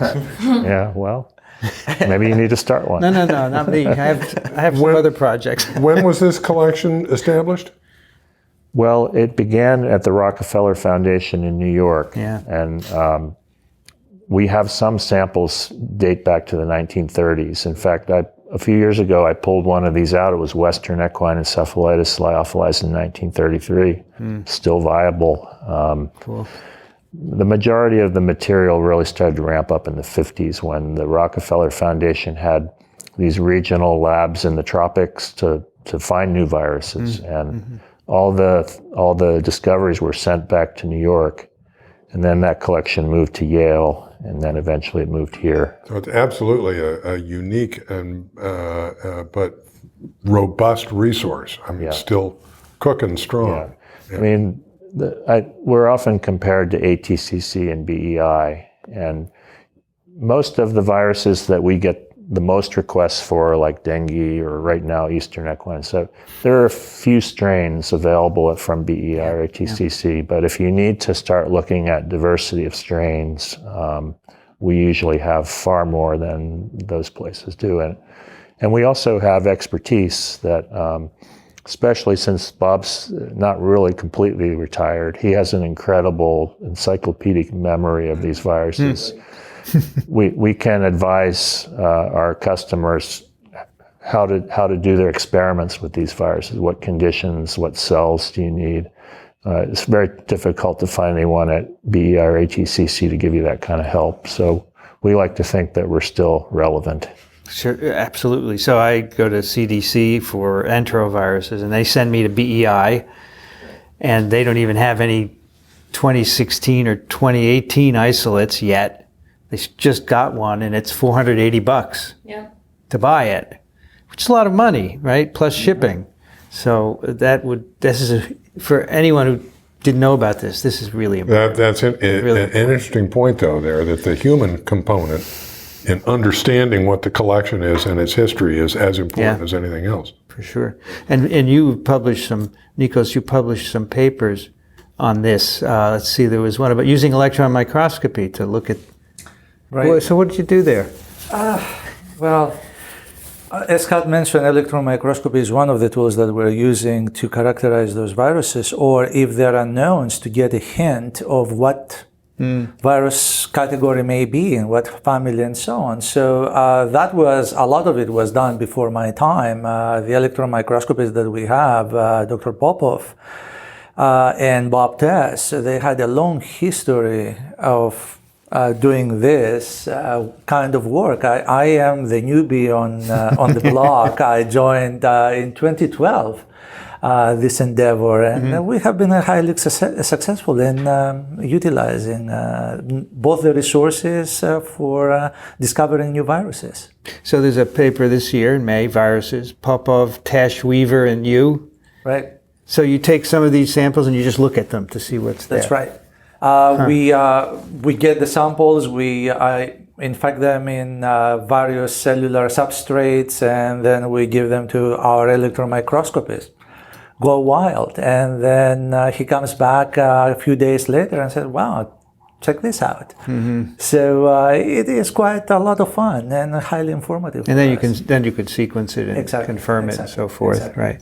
We also have here on campus a cryo-electron microscope at BSL-3, which when we started this about 10 years ago was the only one in the world operating at that biosafety level. I think there are a couple of others now, but we have a very good cryo-EM facility in a different building, and we've done some of the first high containment kind of virus reconstructions there. So that iconic EM of Ebola taken by Fred Murphy, that was done here, right?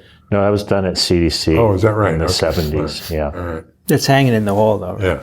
Yeah. So you also maintain a mosquito colony here, is that correct? Yeah, we have upwards of 20 different mosquito colonies. And a lot of them are multiple geographic strains of common mosquitoes, common vectors like Aedes aegypti, Aedes albopictus. But we have a few unusual ones. We have a Sabethes mosquito, which is a South American forest mosquito. It's actually very beautiful.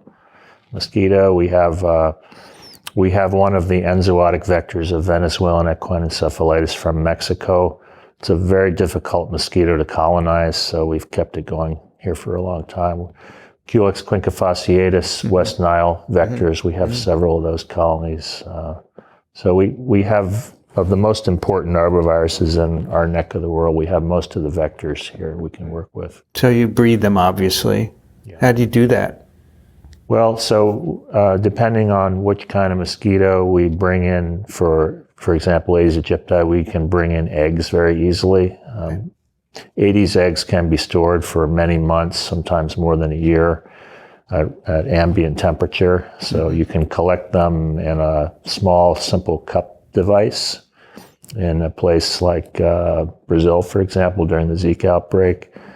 You collect the eggs, you package them up in a Ziploc bag, a couple of layers of extra bags, and then you send them in an envelope. And they arrive here, you hatch them out in water. You put a little bit of fish food in the water to lower the oxygen tension. That's a cue for the eggs to hatch. They know there's food available. You go through 4 larval stages, so a little bit more than ticks, and then a pupal stage, which does not feed. It's just a transitional between the larval and the adult morphology. And then the adult mosquitoes feed them a few days after they emerge. Some of the colonies feed very well on artificial membrane devices with commercially available blood from sheep, or sometimes we get human blood for experiments. Some of them, though, will not feed well on membrane feeders, just like the ticks, and we use mostly hamsters, sometimes mice, to feed colonies for some of them. And if you want to infect them, what would you do? So then again, it depends on the mosquito involved, and it also depends on the experimental animal models available.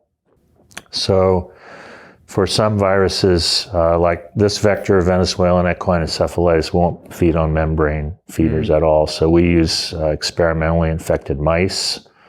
We wait and we do a viremia profile, small pilot study, then we pick the right time points to get a range of different viremia titers that we want to expose mosquitoes to, and then we feed at selected times, anesthetizing the mouse and putting it on a small carton.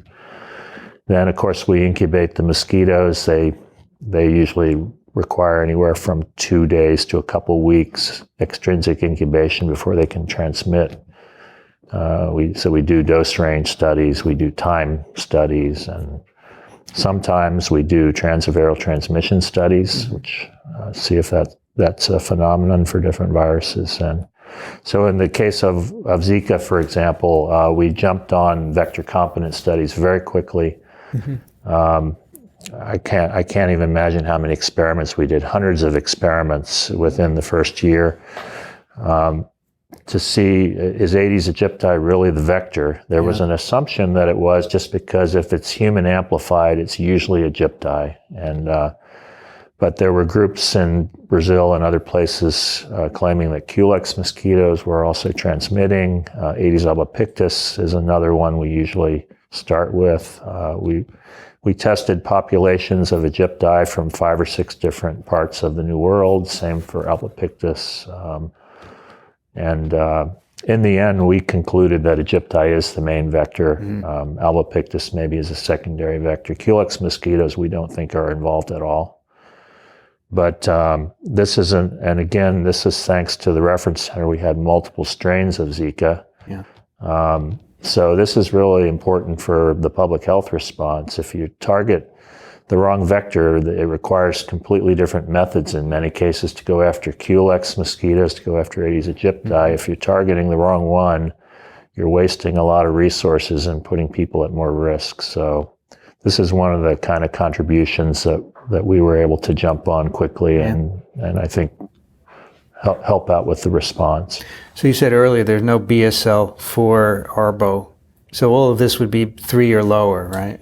Yeah, we work in 3 and 2. And a virus like chikungunya, we do a lot of work on that at BSL-3, but Zika is BSL-2. Okay. We took a few extra precautions for Zika because of the association with the congenital defects. And I think we have to move on, right? Is there anything pressing? No, I'm good. Because it's almost 2 hours, and we have to probably get out of the room at 1, right? No, we have more time. All right. I want to talk with Nikos a little bit. You published this very interesting paper. First, let's talk about this briefly. Exploiting the legacy of the arbovirus hunters. Oh, gosh. And I don't know if you really are interested in this. You're the first author. So, What's that about? So this is more like a historical perspective. It's a continuation, basically, of what you had yesterday with the old generation of virus hunters. So this was just a snapshot of the contributions of these guys in discovering this new arbovirus. And we're talking about the period of the golden era of discovery, which was funded mainly by the Rockefeller Foundation, anywhere between the late 30s up to the mid 70s. So that paper actually utilized the recollections of the people that actually were involved there to give their personal narrative about what it took, what areas did they excel, and what was their inspirations to do that. And by the way, actually, this paper is a prelude to a book that is going to be published sometime in the early spring, where we have about 45 contributors to that, and vary from some of the people that you had yesterday, all the way to people from Japan, Australia, Russia, and so forth. So it was a labor of love, since I'm very interested in arbovirus and its history, and especially to bring to the new generation that arbovirology is not nothing that it was generated de novo in 20 years or so ago. It has a long history, and they need to be aware of that. I'm going to get that book. Yeah. So this strikes me as re-emphasizing the need for continued interest in field virology, right? Absolutely. I was guessing that the authorship on this paper, this sounds like something that would come out of a bunch of people sitting around at a meeting and saying, there's not enough field virology, right? And, Or over Bob here. Tesch's office. Right. Yeah. So basically, it's a lot of this brainstorming comes when Bob Tesch comes to my office, and we're like, okay, what are we going to talk today? So a 5-minute conversation becomes a 3-hour conversation. So we're discussing anywhere about the state of the union in terms of politics, all the way to hardcore arbovirology, the history, the old times, what projects we could do, and so forth. So it's a constant inspiration. And actually, this is one of the advantages of this place, that you have this, it's populated with scientists with a long history, both institutional but also historical background, that it imbues in, or transfers to the new generation. So this flame constantly remains active. Yeah, you say there's a generational gap in arbovirus research. That's right. It's either the very old or the very young, and I think we're somewhere in the middle, Scott. So you're the gap? Thank you. No, I'm not the guy. You're generous. Yeah, I think that's this is amazing that there's an article which is really touching on what we were talking about yesterday. Right. I think There's that's a theme really running cool. through all of this. So I wanted to talk a little bit about sylvatic cycles. Are you interested in that? Yeah, you are. That's right. And actually, Scott is to blame for that. Wait a minute. It is true. If you remember the first discussion that we had in your office, at the time, if I put it into context, so I was working with a VE for the past 5 years when I was at literally at the time. Mm-hmm. So when I came to Scott, I was already vaccinated with the TC83, and Scott at the time had 3 projects that most of them they were lab-based, some of them they were field-based in Latin America. So Scott was trying to sell me to work on the lab-based projects with VE, and I'm like, Scott, I had enough with alphavirus. Do you have anything else? And Scott, says, well, I have something that I want to take it off the ground. And I'm like, okay, what is that? Well, have you heard about sylvatic dengue and all this? And I'm like, well, I have no clue what you're talking about, Scott, but that sounds interesting. And that was the beginning, that I decided to work on this project, knowing that the flaviviruses are notorious, difficult to work, especially with the molecular biology and generating infectious clones and so forth. And for full disclosure, actually, I'm one of those 90% of individuals that they hated field work at the time. He took me to Senegal in Kédougou, and it was quite of a trip. We had the chance to go to the what do you call it? Canopy, Scott? The platform. The platform that the French put together several decades ago outside of Kédougou, and over 900 viruses have been discovered over a period of 50 or 60 years. And that was quite intensive for me, but also I hated the heat, I hated the mosquitoes, I hated, the lack of Starbucks and fresh brewed coffee. And I'm like, Scott, this is great, but... And guess what? What I hated, that's what I'm doing now. So go ahead. I don't know that once again, a lot of the people listening will understand what a sylvatic cycle is. So can you define that, what it means? Most of these arboviruses that we're dealing with, they have an ancestral cycle which it's mainly in the forest. The cycle is, the vectors at this stage are canopy-dwelling mosquitoes, or what we call arboreal mosquitoes, usually Aedean species, and the vertebrate reservoir are non-human primates. Okay. So this is what we call the sylvatic cycle. So the virus replicates in both the mosquito and in the vertebrate, is that correct? Well, yes. So the vertebrate is the host, and the sylvatic mosquito is the vector that makes that. Right. Yeah. So it goes from vertebrate host to mosquito back to vertebrate host, exactly.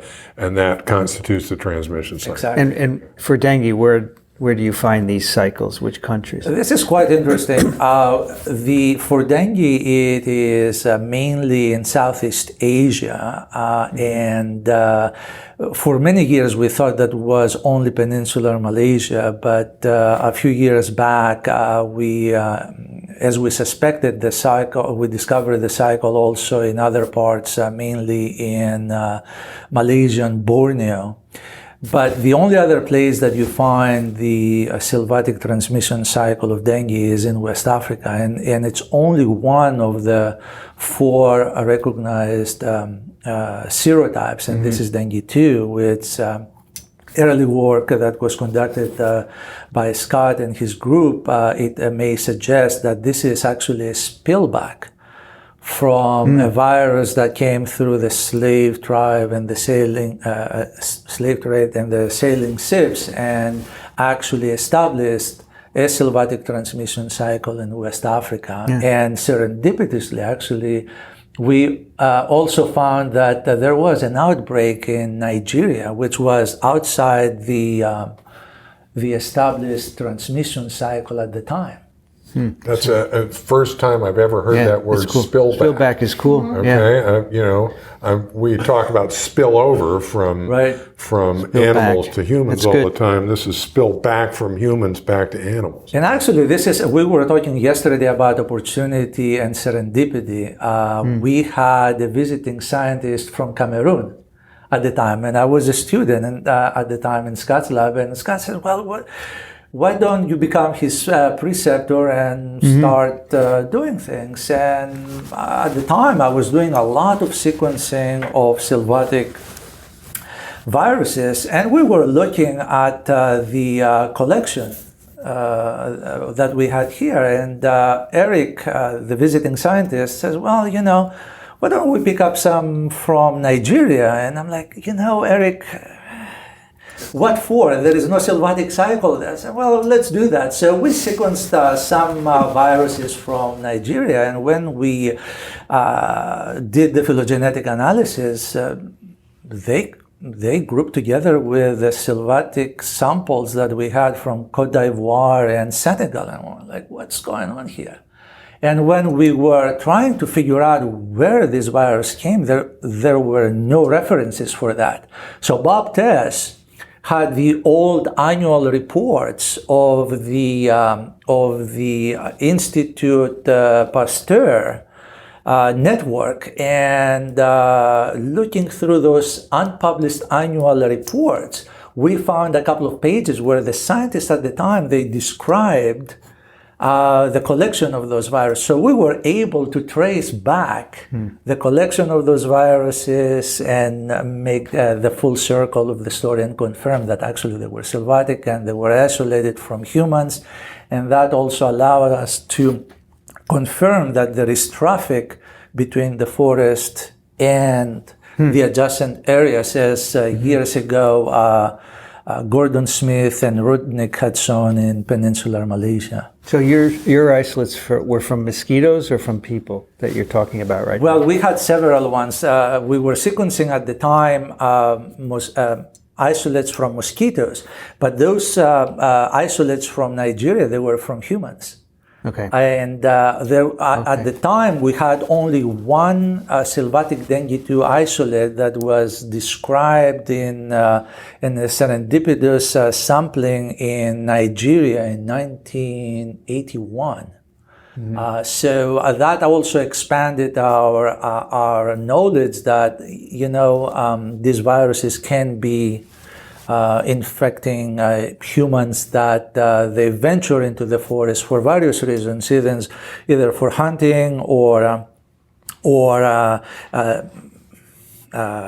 forestry, cutting the wood, or cutting down the forest for agricultural use.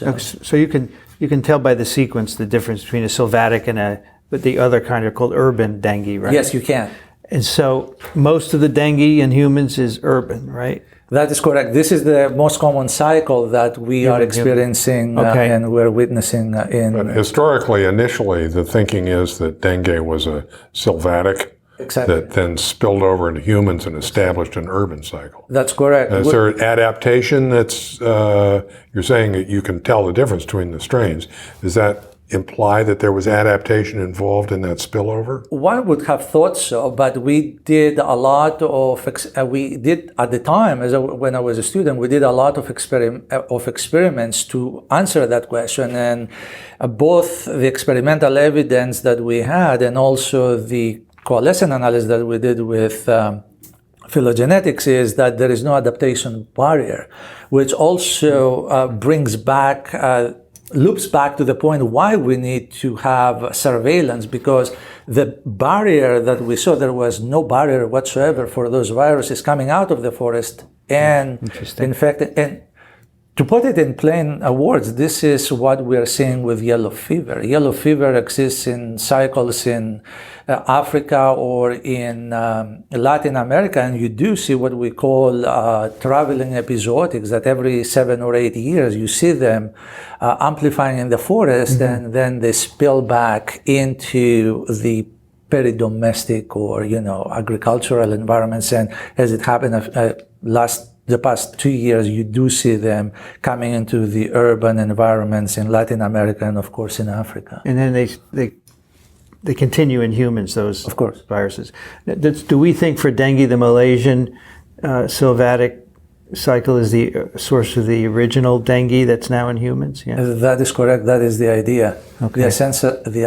Actually, all the 4 recognized serotypes, they were originated in non-human primate populations. They're facilitated with arboreal mosquitoes, and once there were a large enough human populations to sustain human transmission, that transfer was made from the forest into the urban environment. And we believe that that transfer happened about 10,000 years ago, when we had, when those establishments were. Right. But actually, we think that at one time, there are probably many more serotypes in the sylvatic cycle, were not at the same location. Right. They were in different locations such that they could evolve independently and reach the level of divergence where they're not competing with one another because of cross protection. So we think probably initially there were several locations of Southeast Asia, and then it was probably when humans became involved through urban transmission that they dispersed widely, and maybe even the sylvatic cycles now are all mixed up due to spillback. That's true, and that's the what we are observing with some serendipitous isolations in humans. We had a discovery about 10 years ago about a presumptive new serotype, which we're still working on that, and a few other groups, they came into the fore now just to try to show that this is the case. And mostly it's happening in Borneo, that now that we're seeing the forests being cut down and on an extensive rate for the reclaiming use of what do they call them? Palm oil plantations. We do see that those viruses are coming out and they're infecting humans, and we just see them. And So this is type 5 dengue? Type 5, yes. So in Borneo, you say it exists in humans, right? Yes. So what had happened in 2007, the Malaysian government in the state of Sarawak, they wanted to, they were cutting the forest down to establish a new, what do you call it, a new dam. And there were several communities. The people came down with a febrile illness, and one of them was severe enough that actually it had to go to the main hospital in the main city, and our collaborators were able to isolate virus from the serum. At the time, that was misclassified as a different serotype. And we had a really hard time at the time with conserved primers trying to amplify that sequence. And in frustration, the collaborators sent them to us. We did next generation sequencing, and when we did the phylogeny, we realized that that was a highly divergent virus. Of course, that piqued our interest. We did several serology assays here at the center with Bob Tess and the team. We put the virus into monkeys, and we realized that it behaves completely different than the other serotypes.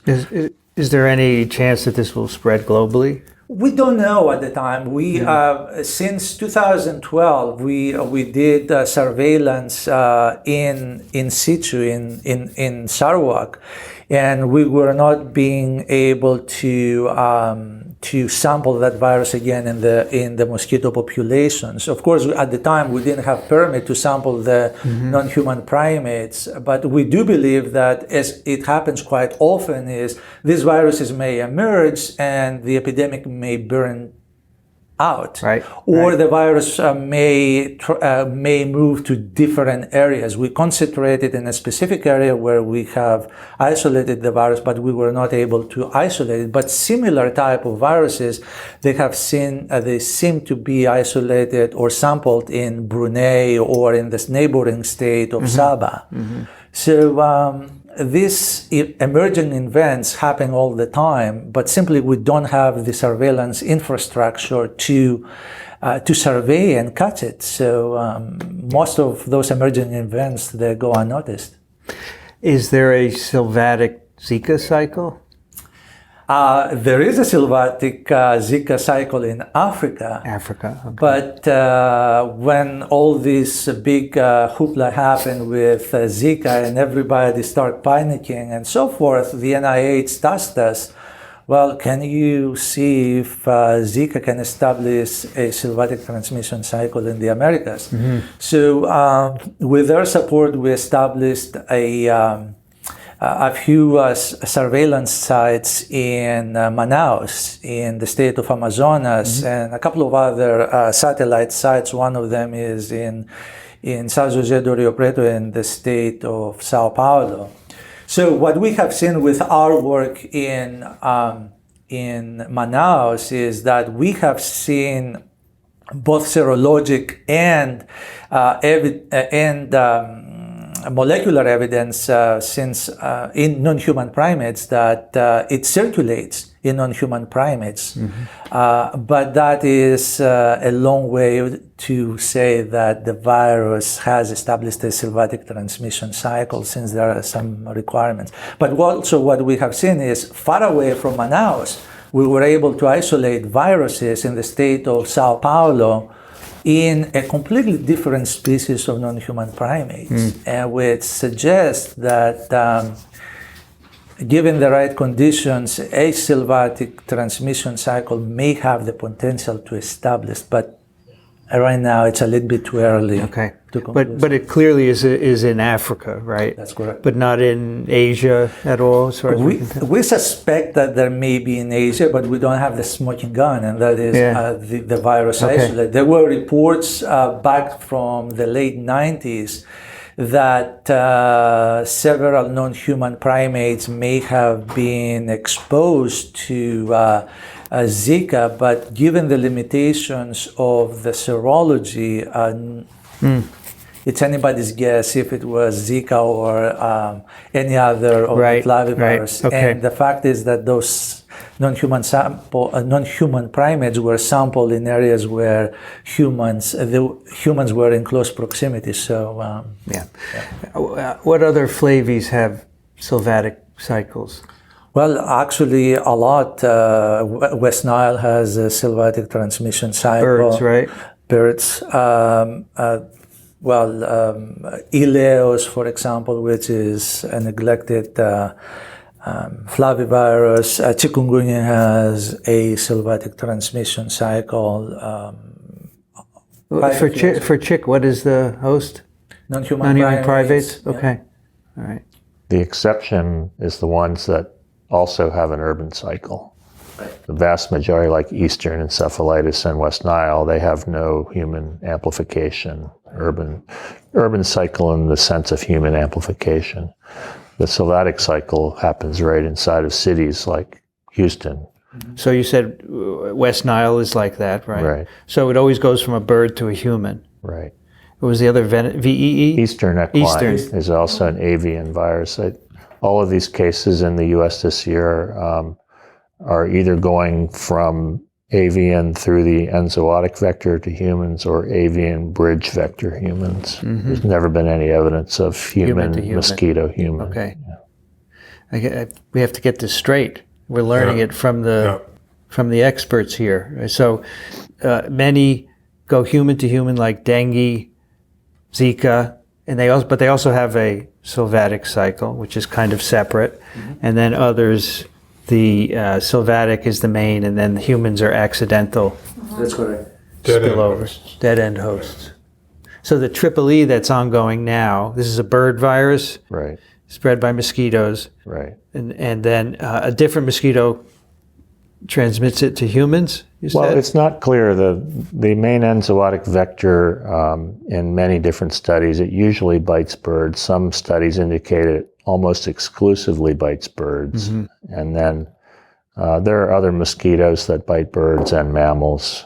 So probably a lot of the transmission to humans and horses is through those bridge vectors. But okay. And the horse is like a human. It's a dead end, right? That's the dogma, at least, yeah. A lot of horses now are vaccinated, so we don't see as many cases as we used to. Got it.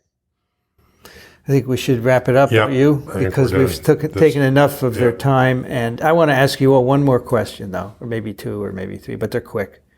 We'll start with Dennis. If you hadn't been a scientist, what would you have done?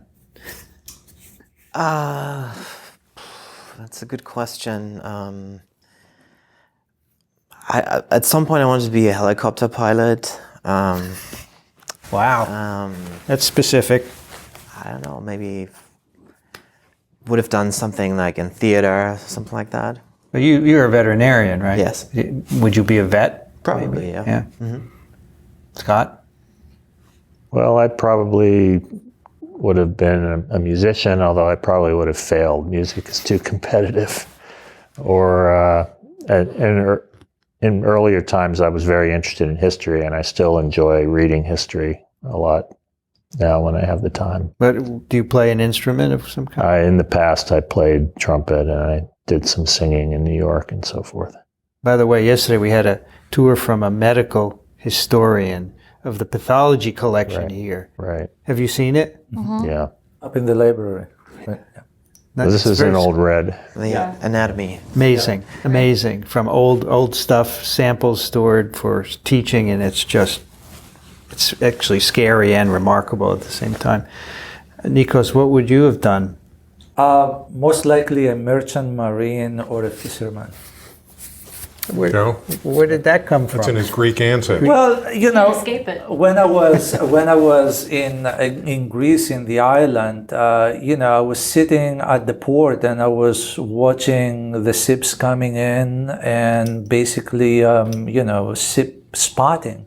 And when I was here in Galveston, my pastime was live the lab, go all the way at the end of the ferry road where the entrance of the ship channel is. I would put a launcher, I have a cooler with a few beers and a cigar, and watch the ships coming in and looking at their sign, guess where they are not from Greece or whatever other place. And that was relaxing for me. Okay.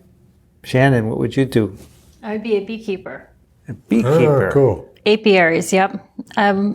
If I could, I would get one of those giant 18-wheelers where they put all the beehives on it and just fertilize all of the almond trees. Yeah, It's yeah. the greatest thing. The bees do all the work. You Right. get to keep the honey, reap all the benefits. Yeah. And then if that failed horribly, which it probably would, then I might go join my sister and be a florist. That's cool. Yeah, the beekeeping industry is great. We actually had some beekeepers who used to listen because of the colony collapse Yeah. thing, and so they start. And one guy said he listens while he pollinates queens. Remember that? That's not something you can say in polite company and have them understand, is it? I don't know what is involved, but I think it was cool that they were listening, though. I didn't realize that they shipped the bees around the country. Oh yeah, Had you no can mail idea. order bees. And And then if they don't like the queen, you can give them a new one. so cool. Dennis, RNA or DNA? RNA. Oh, Scott, RNA, of course. RNA. RNA and single segment. There's only one DNA arbovirus, so Yeah, sure. we don't have options. there's only one DNA arbovirus. And what would that one be? African swine fever. African swine fever? That we know of, we should say. Yeah, right. Maybe there are more. Yeah, We can't presume to know everything, right? definitely not. So you ended up liking field work, Nikos. And so even though there's no good coffee, it's okay. No, it is great. It is great. The actual jungle is a lot better than the urban jungle and definitely beats being in the office and trying to fill those regulatory and compliance forms or having to answer emails. By far. You're not scared at all in the forest? No, not at all. I mean, there are animals who will kill you, no? Yeah, there's animals that'll kill you in the city, too. Well, we're gonna. Is the risk about the same, you think? Well, Regulatory animals are more dangerous. exactly. Because I spoke a few times with David Quammen, who writes, and he goes to forests, and he says, yeah, there are elephants who could run you over, but otherwise it's really nice. So Yeah. I would love to. We should go sometime Yeah, somewhere on take a field trip. You got to do TWiV in In the Manaus. mountains. Yeah, Yeah. take Nick with you to the field site. Yeah. That would be Introduce cool. you to some primates. Yeah. I'd love to do that. Yeah, that would be cool. All right, that is our second special episode here in Galveston. You can find TWiV at microbe.tv/TWiV. Questions and comments, go to TWiV at microbe.tv. And if you like what we do, please consider supporting us. Go to microbe.tv/contribute. We have multiple ways you could donate a small amount of money every month. And if you don't want to do that, at the minimum, please subscribe to our podcast on your podcast player so we can have lots of people listening. Our guest today from the University of Texas Medical Branch at Galveston. I have to say, now I understand why it's called that. Dennis explained it to me on the first day because it was the first medical school in the University of Texas system, right? I never got it. Yep. I said, what is this branch business? Dennis Bente, thank you so much.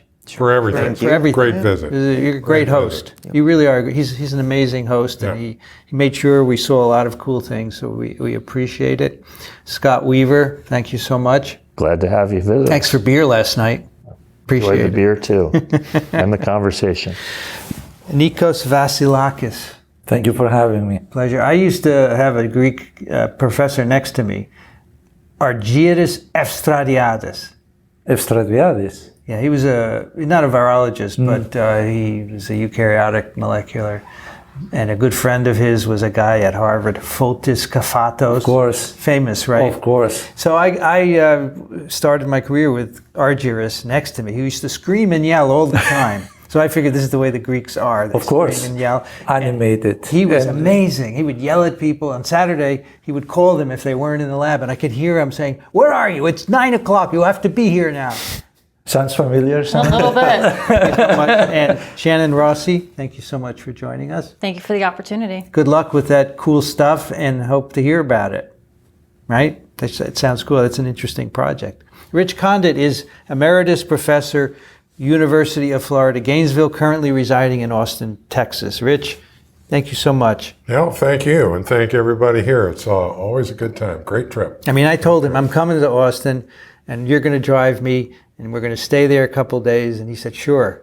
I appreciate Twist my arm, right? Yeah, right. I appreciate it. I love doing these road trips. I'm Vincent Racaniello. You can find me at virology.ws. I want to thank ASV and ASM for their support of TWiV, Ronald Jenkins for the music.